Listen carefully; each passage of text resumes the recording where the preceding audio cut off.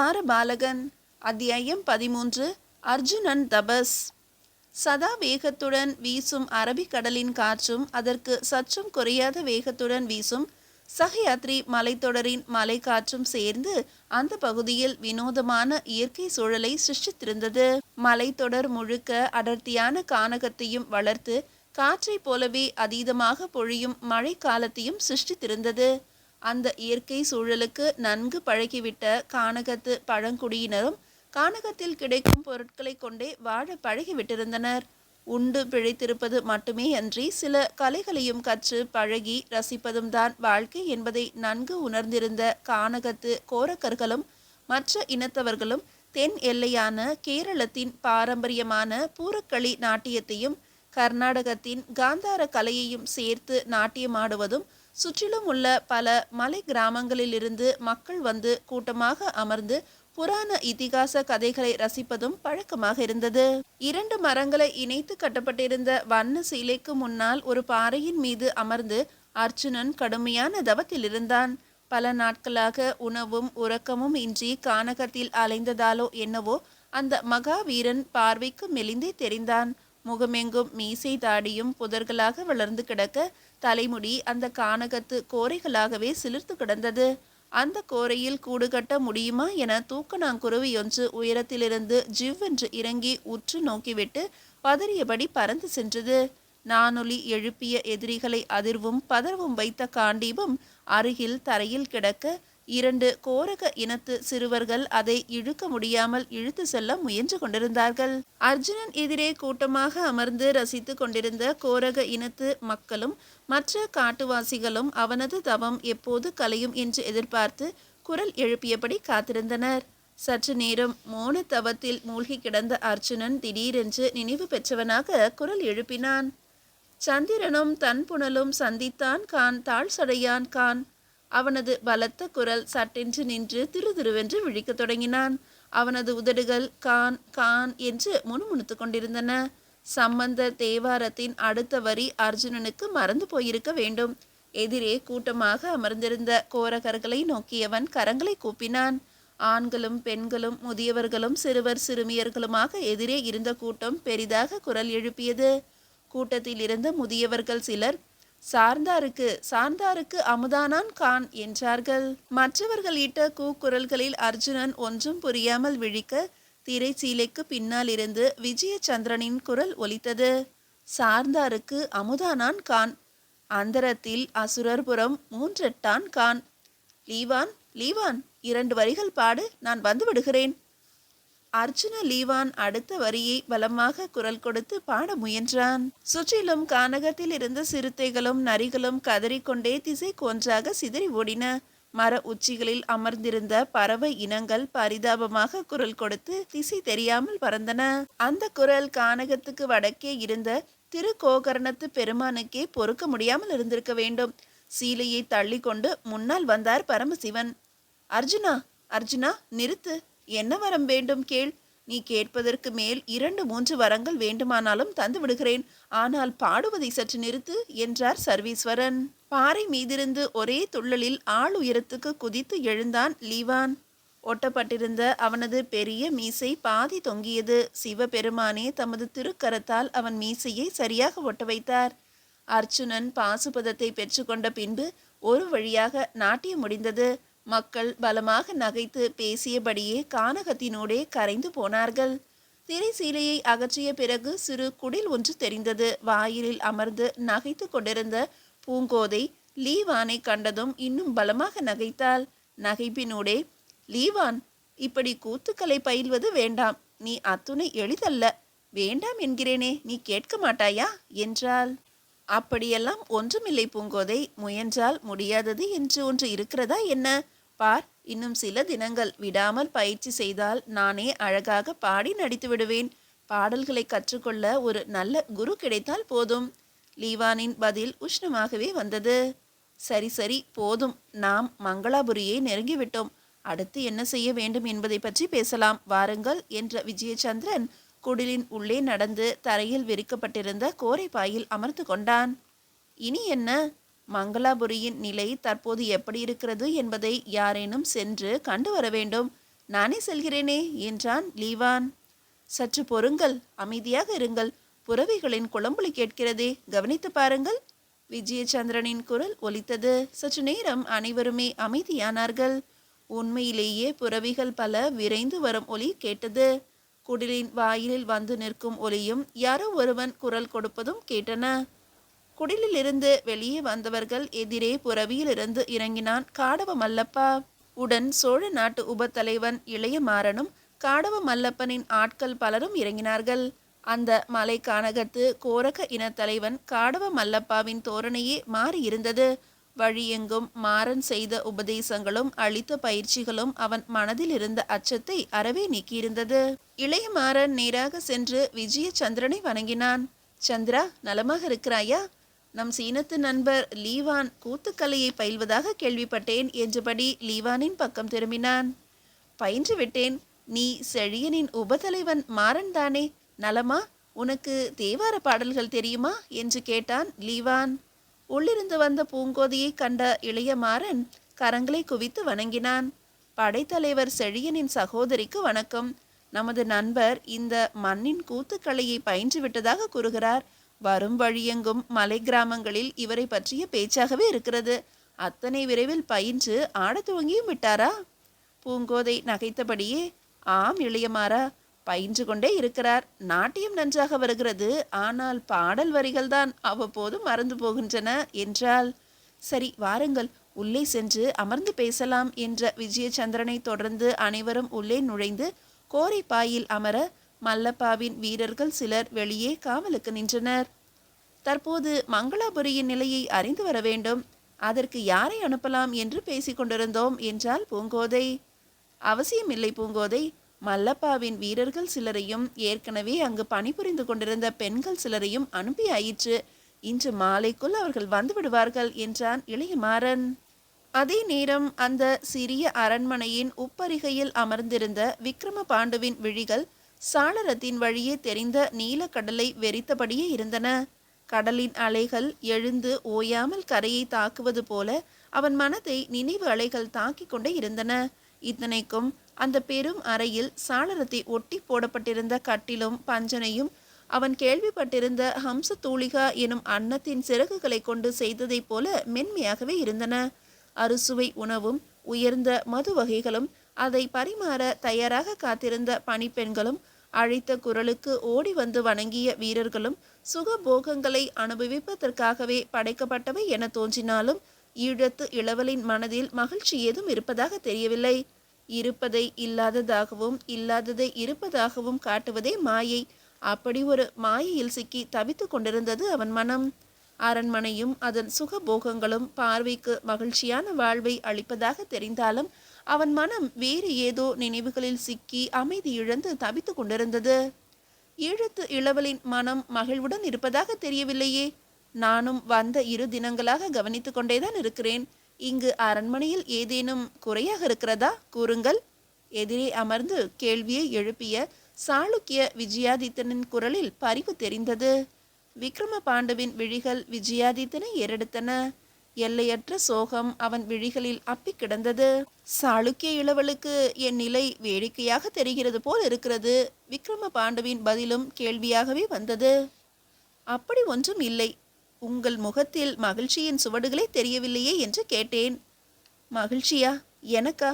சொந்த மண்ணை விட்டு உயிருக்கு அஞ்சி அந்நிய மண்ணில் வந்து வேறொருவர் பாதுகாப்பில் இருக்கிறேன்.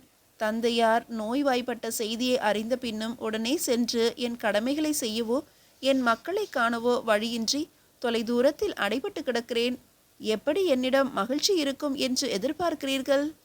விஜயாதித்தன் இருக்கையை விட்டு எழுந்து ஈழத்து இளவலின் அருகே மஞ்சத்தில் அமர்ந்து அவன் தோள்களில் தட்டி கொடுத்தபடி, விக்ரம பாண்டு, வருந்த வேண்டாம். இப்போதுள்ள நிலை கண்டிப்பாக மாறும். உங்களுக்காக நிர்ணயித்த காலம் வரும் வரை பொறுத்திருக்கத்தான் வேண்டும். முயன்றால் நாமே கூட காலத்தை நமக்கு சாதகமாக மாற்றிக்கொள்ளலாம். மனதில் நம்பிக்கைதான் தேவை. காலத்தை நமக்கு சாதகமாக மாற்றலாமா? எப்படி? கூறுங்கள். விக்ரம பாண்டுவின் குரலில் அவநம்பிக்கை தெரிந்தது. விஜயாதித்தனின் விழிகள் ஈழத்து இளவலை ஏறெடுத்தன. பகை என்று ஏற்பட்டுவிட்டால் ஒன்று அதை வென்று அடக்க வேண்டும். இயலாது எனில் அதற்கு பணிந்து கடக்க வேண்டும். மாறாக போரிடுவது என்று முடிவெடுத்தால் இரண்டு பக்கமும் இழப்புகள் தவிர்க்க இயலாமல் தான் இருக்கும். உண்மைதான். இயன்றவரை போரை தள்ளி போடலாம் என்கிறேன். என் தந்தை இதை ஏற்க மறுக்கிறார். இன்னும் ஒரு திங்களுக்குள் போர் ஏற்படத்தான் போகிறது. இந்த போரில் எமக்கு உதவுங்கள். போரில் உங்கள் உதவியையும் பெற வேண்டும் என்பது அரசரின் உத்தரவு. இந்த போர் முடிந்ததும் நான் உங்கள் பிரச்சனையை தீர்க்க உதவுகிறேன். விக்ரம பாண்டு விரக்தியுடன் நகைத்தான். ஏன் நகைக்கிறாய் விக்ரம பாண்டு? தாங்களே அறிவீர்கள். நான் கூறுவது தவறு என்றால் மன்னித்து விடுங்கள். சோழர்களை போரில் வென்று அடக்குவது என்பது சாளுக்கியராலும் இயலாது, ஈழத்தவராலும் இயலாது. இதுவரை நடந்த போர்கள் அதைத்தான் நிரூபித்திருக்கின்றன. எப்படி இதை கடப்பது என்றுதான் நான் சிந்தித்து கொண்டிருக்கிறேன். விஜயாதித்தன் சற்று நேரம் மௌனம் சாதித்தான். விக்ரம பாண்டுவே தொடர்ந்தான். அதற்காகத்தான் ஒரு வழியை சிந்தித்து கொண்டிருந்தேன். பணிந்து கடக்க வேண்டும் என்றால் அதற்கு நம் சுய கர்வம் இடம் கொடுக்க மாட்டேன் என்கிறது. அதை சற்றே விட்டு கொடுத்து நாமே போரும் போரினால் ஏற்படும் துன்பங்களும் தேவையில்லை, நட்பாகவே இருக்கலாம் என்று அழைப்பு விடுத்தால் சோழ மன்னர் ஒரு வேளை ஏற்கக்கூடும். அப்படி ஏற்றால் போர்கள் சற்று ஓயும், நட்பு மெல்ல வளரும். பிறகு நட்பை வலுப்படுத்தி கொள்ள ஒரு உபாயமும் உண்டு. என்ன உபாயம்? விக்ரம பாண்டு பதில் அளிக்கும் முன்பாக அந்த உபாயம் அந்த அறையின் வாயிலில் அழகாக வந்து நின்றது. அதன் பின்னர் ஈழத்து இளவல் கூறியது எதுவும் விஜயாதித்தன் செவிகளில் விழவில்லை. அவன் விழிகள் நிலை குத்தி நிற்க, பிரமிப்பு முகமெங்கும் பரவ, அடித்து வைத்த சிலையாகவே மஞ்சத்தில் அமர்ந்திருந்தான் சாளுக்கிய இளவல். மீதியை அடுத்த அத்தியாயத்தில் காணலாம். அத்தியாயம் 14. நோயே மருந்து. விழிகளால் தோன்றி மனதுக்குள் இறங்கி ஆதி காலம் தொட்டு மனித இனத்தின் வரலாறுகள் பலவற்றை வரைந்த அந்த நோய் எந்த மருந்தாலும் தீர்க்க முடியாமல் நோயே மருந்தாகும். அந்த நோய் தோன்றிய பிறகு குறைவு என்பதே இல்லாமல் பல பல விதங்களில் வளர்ந்து கொண்டே இருக்கும் அந்த நோய். உலகில் கதைகளையும் கற்பனைகளையும் காவியங்களையும் படைத்த அந்த நோய் உண்மையில் மனித இனம் பெருகுவதற்கு காரணமான அந்த நோய் தோன்றிய நாள் முதல் உலகை இன்று வரை ஆட்டி படைக்கும் அந்த பாழாய் போன நோய் சாளுக்கிய இளவலையும் தாக்கியது. அவன் கேள்விப்பட்டதிலிருந்தே மனதுக்குள் முளைவிட்டிருந்த அந்த நோய் சட்டென்று விருட்சமாகி வளர்ந்து முழுவதுமாக அவனை ஆக்கிரமித்தது. வாயிற்படியில் சற்றே சாய்ந்து இடை ஒசிய தேர்ந்த ஓவியன் வரைந்த சித்திரமாக நின்ற அனுராதபுரத்து இளவரசி அனுலாதேவியை கண் கொட்டாமல் பார்த்தபடி சிலையாகிவிட்ட விஜயாதித்தனை அவளது கேள்வி ஒன்று எழுப்பியது. சாளுக்கிய இளவல் வந்திருப்பதாக அறிந்தேன். இவர்தானா அவர்? தமையனின் நகைப்பொலியும் கேட்டது. அந்த மகிழ்ச்சியான செய்தியை நானும் அறியலாமா? அவளது கேள்வி ஈழத்து விக்ரம பாண்டுவின் முகத்தில் மாறுதலை ஏற்படுத்தியது. அவன் நெற்றி சுருங்கியதால் ஏற்பட்ட கோடுகள் அந்த சந்திப்பை அவன் அத்தனை தூரம் விரும்பவில்லை என்பதை தெளிவுபடுத்தின. ஆனால் விஜயாதித்தன் பதிலேதும் கூறுவதாக தெரியவில்லை. அவன் விழிகள் அவளை அப்படியே விழுங்கி விடுவதைப் போல நோக்கியபடியே இருந்தன. மாநிறமாக இருந்தாலும் பாண்டிய நாட்டு பெண்களை நினைவுபடுத்தும் அகன்ற விழிகளும், சுருண்டு சுருண்டு பக்கங்களில் இறங்கிய கருங்குழலும், அதை எடுத்து கட்டி இருந்த விதமும், எடுப்பான நாசியும், செவிகளில் ஆடிய சிறு குண்டலமும் விஜயாதித்தனது மனதில் அலை அலைகளாக விவரிக்க இயலாத எண்ணங்களை எழுப்பின. பளபளத்த அந்த இதழ்கள் அமுதம் என்பது தேவலோகத்தில் இருப்பதாக கூறுவது போய் அது இங்குதான் இருக்க வேண்டும் என்பதை வலியுறுத்தின. அவர்களது வழக்கப்படி இடமிருந்து வலமாக சென்ற வண்ண சேலையும் சரிந்து நின்றதால் மின்னல் அடித்த இடையில் தெரிந்த மடிப்பும் அவனை இம்சைப்படுத்தின. தன்னை சாளுக்கிய இளவல் விழுங்கி விடுவது போல பார்ப்பதையும் அடுத்து சொற்கள் ஏதும் வராமல் அவன் பிரமித்து போய் அமர்ந்திருப்பதையும் கவனித்த அனுலாதேவியின் இதயத்தையும் அந்த நோய் லேசாக தாக்கியது. தாக்கியதற்கு அடையாளமாக அவள் முகமும் சிவந்தது, விழிகளும் ஜொலித்தன. மயிலும் அன்னமும் யாசகம் கேட்கும் விதத்தில் மெல்ல உள்ளே நடந்து வந்து எதிரே இருந்த இருக்கையில் அமர்ந்தவள் இருவரையும் ஏறெடுத்தாள். ஏதோ உபாயத்தை பற்றி கூறிக்கொண்டிருந்தீர்கள். என்ன உபாயம் அண்ணா? எதற்கு அந்த உபாயம்? நானும் அதை பற்றி அறியலாமா? அவளது கேள்வி விக்ரம பாண்டுவின் முகத்தில் சங்கடத்தையும் பிரமிப்பிலிருந்து சற்று விடுபட்ட சாளுக்கிய இளவலின் முகத்தில் முறுவலையும் வரவழைத்தது. வேறொன்றுமில்லை தேவி. போர்களை தடுக்கவும் போரினால் ஏற்படும் துன்பங்களை தடுக்கவும் இரு நாடுகள் நட்பால் இணையவும் விக்ரம பாண்டு உபாயம் ஒன்றை கூறினார். அப்படியா? அப்படி என்ன உபாயம் அது? போர் என்பதை பற்றியே எப்போதும் சிந்திக்கும் இரு மன்னர்களில் ஒருவர் தம் சுய கர்வத்தையும் சுய கௌரவத்தையும் சற்றே விட்டு கொடுத்து நட்புக்கான கரத்தை நீட்டினால் போர்களும் போரினால் மக்களுக்கும் வீரர்களுக்கும் ஏற்படும் துன்பங்களும் தவிர்க்கப்படும் என்றார். அந்த நட்பை வலுப்படுத்தி கொள்ள நட்பை உறவாக மாற்றிக்கொள்வதும் தான் உபாயம் என்று எண்ணுகிறார். சரிதானே விக்ரமபாண்டு? விஜயாதித்தனின் கேள்விக்கு மெல்ல தலையசைத்தான் விக்ரமபாண்டு. அது மட்டுமல்ல, எதிரி வலுவானவனாக இருந்தாலும் நட்பான இரண்டு அரசுகளின் நடுவே சிக்க வைத்துவிட்டால் அவனது பலம் சற்று குறையத்தான் செய்யும். நான் கூறுவதும் சரிதானே விக்ரமபாண்டு? விக்ரமபாண்டுவுக்கு அவன் கூற வருவது புரிந்தாலும் பதிலேதும் கூறவில்லை. தெற்கே ஈழத்து படைகளும் வடக்கே சாளுக்கிய படைகளும் சூழ்ந்து கொண்டால் வலுவான சோழர் படையும் நிச்சயமாக கலக்கமடையும். ஈழத்துக்கும் எமக்குமான நட்பை வலுப்படுத்தி கொள்ள இரு நாடுகளையும் இணைக்கும் நட்பு என்னும் சங்கிலியை உறவு என்னும் பந்தமாக மாற்றிக்கொள்ளலாம். நீங்கள் என்ன நினைக்கிறீர்கள் அனுலாதேவி? நேரடியாகவே கேட்கப்பட்ட அந்த கேள்வி விக்ரம பாண்டுவை பெரும் சங்கடத்தில் ஆழ்த்தியது. அவன் இந்த உறவை அத்தனை தூரம் விரும்பவில்லை என்பதையும் அவன் மனதில் வேறு ஏதோ சிந்தனை நிரம்பி கிடப்பதையும் அவன் முகத்தில் நிலவிய குழப்பம் காட்டியது. சொந்த நாட்டில் ஏற்பட்டிருந்த குழப்பங்களும் போர்களும் காரணமாக தன்னை தந்தையாரே துளு நாட்டுக்கு அனுப்பி சில காலம் தங்க உத்தரவிட்டதால் போரில் ஈடுபடாமல் உயிருக்கு அஞ்சி வேற்று நாட்டில் தங்குவதே மனதை உறுத்தி கொண்டிருக்க தங்க இடம் அளித்தாலும் 4-5 திங்கள் கடந்த பின்னரும் அதுவரை சாளுக்கிய மன்னரோ வேறு அரச பிரதிநிதிகளோ வந்து காணாமலும் அழைப்பு விடுக்காமலும் இருப்பது சாளுக்கிய மன்னர் தன்னிடம் பாராமுகமாக இருப்பதாகவே தோன்றிக் கொண்டிருந்தது விக்ரம பாண்டுவுக்கு. தந்தையாரின் உத்தரவை மீறி தன் நாட்டுக்கே திரும்பி சென்று விடுவது பற்றியும் வலுவான எதிரிகளான சோழர்களுடனான போர்களை தவிர்ப்பது பற்றியும் சிந்தித்து கொண்டிருந்தவனுக்கு சாளுக்கிய இளவலின் வருகை திகைப்பையே அளித்திருந்தது. இத்துணை காலம் பாராமுகமாக இருந்த சாளுக்கிய மன்னர் திடீரென்று தற்போது இளவலை அனுப்பி வைத்திருப்பதும் அந்த நேரம் பார்த்து தன் சகோதரி தன்னை காண வந்திருப்பதும் தன் நிலையை விளக்க தானே துவங்கிய அந்த உரையாடல் தற்போது வேறு திசையில் சென்று கொண்டிருப்பதையும் கண்ட விக்ரம பாண்டு முழுவதுமாக திகைப்பில் உறைந்து போய் அமர்ந்திருந்தான். அனுலா தேவியின் முகம் சிவந்து கிடந்தது. என்ன இது? இந்த மனிதர் திடீரென்று இப்படி நேரடியாகவே கேட்டுவிட்டாரே. தமையனை காண நான் வந்ததே இதற்காகத்தானோ? இத்தனை போர்கள் நடந்தும் போரில் வெற்றி பெற முடிந்ததே தவிர சோழர்களால் சாளுக்கியர்களை அடக்கிவிட இயலவில்லையே. அத்துணை வலுவான அரசராகத்தான் தெரிகிறது. சாளுக்கிய தலைநகர் கல்யாணபுரத்தையும் செல்வங்களையும் பற்றி இங்கு வந்த பிறகு நிறைய கேள்விப்பட்டிருக்கிறோம். அப்படி ஒரு அரசின் மகாராணியாகும் வாய்ப்பு கிடைக்குமானால் அதை ஏன் மறுக்க வேண்டும்? ஆனால் தமையன் இதை விரும்பவில்லை என்பதும் புரிகிறது. நான் என்ன பதில் கூறுவது?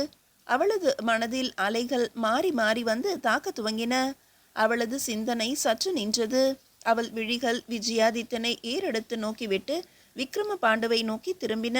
விக்ரம பாண்டுவின் முகபாவம் தற்போது தன் எண்ணம் எதுவானாலும் அதை வெளிப்படையாக கூறும் சமயம் இது அல்ல என்பதை தெளிவாகவே காட்டி எச்சரித்தது. அவளது இதழ்களில் சிறு முறுவல் நெளிந்தது.